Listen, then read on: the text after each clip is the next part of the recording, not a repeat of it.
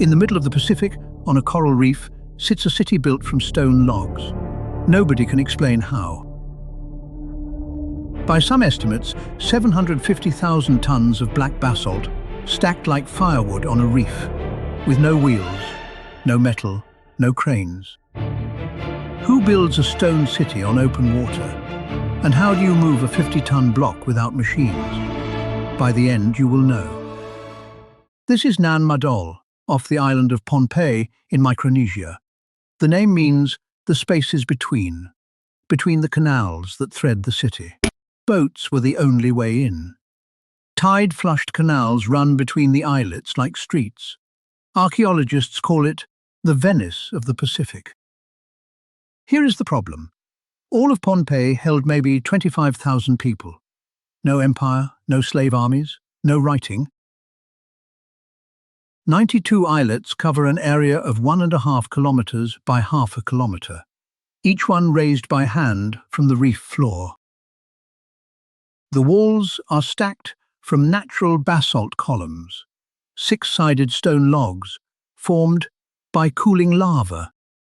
At the royal tomb of Nandawas, those walls rise 7.5 meters, a fortress of log-stacked stone facing the open ocean.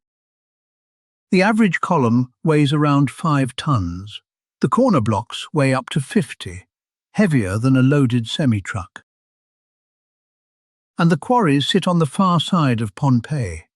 Every single stone crossed the island, or floated around it. Somehow, modern engineers have studied the reef, the canals, the walls.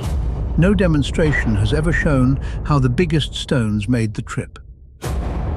Radiocarbon dates put the great construction at around 1180 AD, while the first stones of Notre Dame were rising in Paris. The builders were the Saudeleurs dynasty, rulers of Pohnpei.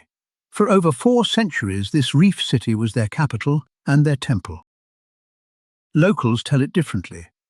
2 sorcerer brothers, Olosichpa and Olosochpa, arrived in a canoe and made the stones fly with magic.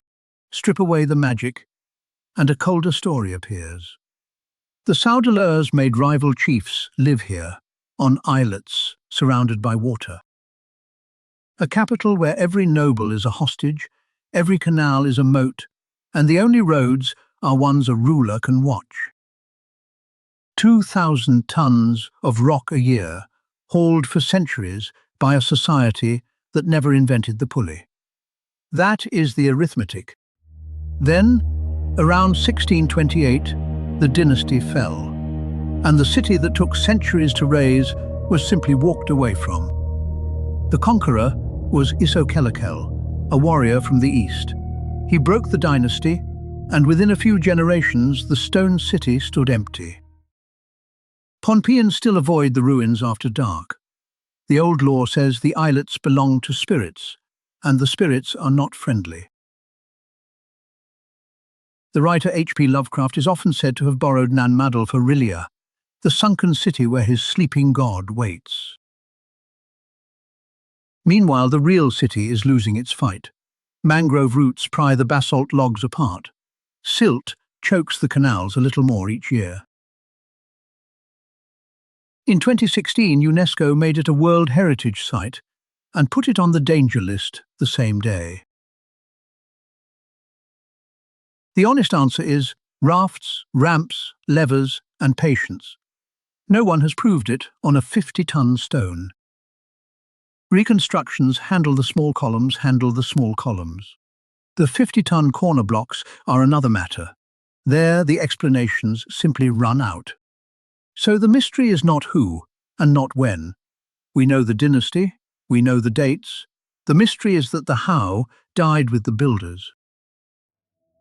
The Saudeleurs left no writing, no drawings, no manual, only the walls themselves and a legend about flying stones.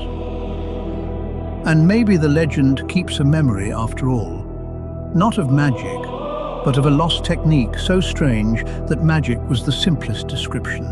Next, the Great Pyramid, whose numbers still refuse to add up. Subscribe. We take wonders apart. Stone by stone,